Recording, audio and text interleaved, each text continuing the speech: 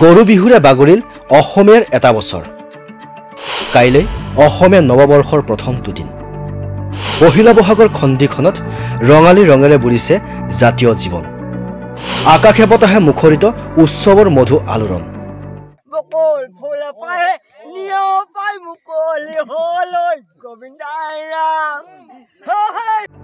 আজি গৰু বিহু পৰম্পৰাগত নীতি নিয়মত ব্যস্ত প্ৰতিজন অসমীয়া পুৱাই পশুধনক নোৱাবলৈ ধোৱাবলৈ সাজু কৰিছে মাহ হালধি তাৰ পাছতে মাহ হালধিখনে গোধনক নোৱাই ধোৱাই শ্ৰীবৃদ্ধি কামনা কৰিছে প্ৰতিজন গৃহস্থই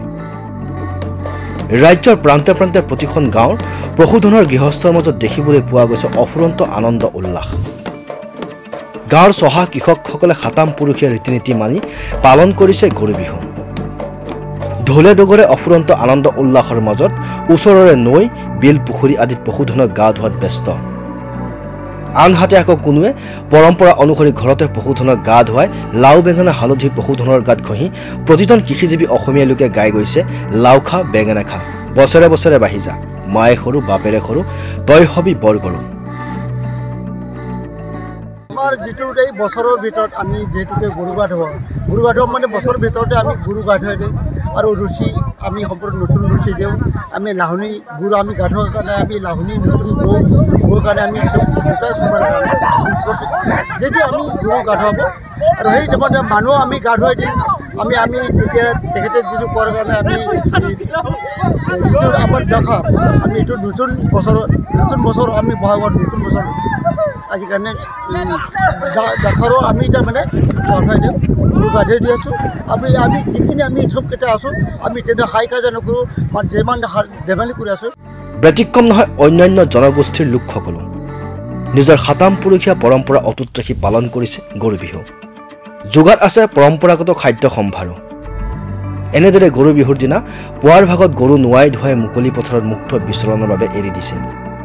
তাৰ পিছতে সন্ধিয়া গোধনসমূহ ঘৰলৈ অহাৰ পিছত সেৱা ভক্তি কৰি পৰম্পৰা অনুসৰি দীঘলতি মাখিয়তী পাতেৰে গৰুৰ গাত কোবাই লাও বেঙেনা খুৱাই গৰুৰ দীৰ্ঘায়ু আৰু নশক্তি কামনা কৰিছে সন্ধিয়া গৰুক আদৰ সাদৰেৰে গোহালিলৈ অনা হয় পিছত নতুন পঘাৰে গৰুক বন্ধাৰ উপৰিও গোহালি আৰু পদূলিত মৰলীয়া বন